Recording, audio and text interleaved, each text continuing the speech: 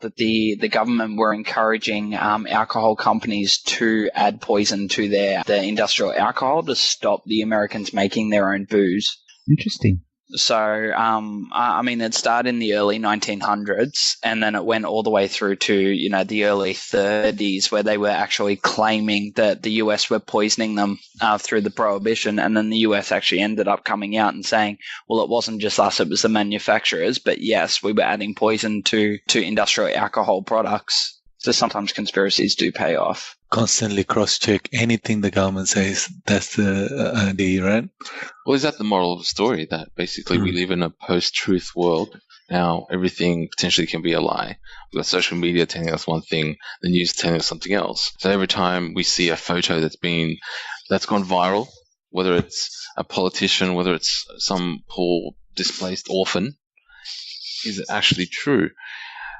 There's a lot of things when it comes to propaganda, which is it's old hat. People have been doing it forever. You just get an image, it's emotive, flick it around, put a different strapline on it, and all of a sudden it justifies your cause as opposed to the original cause it was designed or taken from.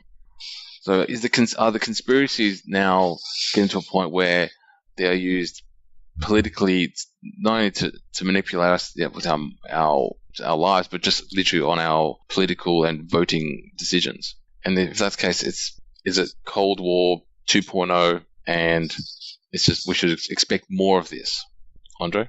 In this world, to an extent, I believe it is. If you can have a look at the recent presidential elections in the US, it's not quite so recent now, but there's a whole conspiracy that he's put in a puppet of the Russians, which a lot of the world seems to believe, that they got him into power, and it's pretty much starting a second Cold War 2.0, like you said. Yeah, we just got to be ready for that. The information war, right? Or as I prefer to call it, the disinformation war sometimes, depending on who's running it. Ian, what do you think? I just agree with everyone. Of course you would, FBI agent. You're an FBI agent in this life, man. My reptilian plan is all coming to as I expected. And, once humans are eradicated from this planet, we will take over and steal all your energy. So, good luck. And I'll let you have the last spoon. Please let me live. And on that note, the truth is out there, or maybe it isn't, and it's all one big lie. Exactly. Bye-bye from now. Okay. Well, that was a challenge.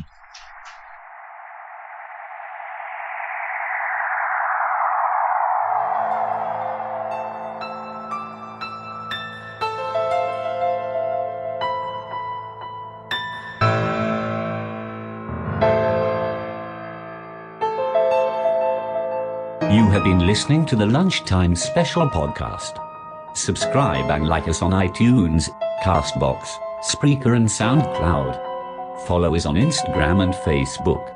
Or visit us at lunchtimespecialpodcast.com. Until next time.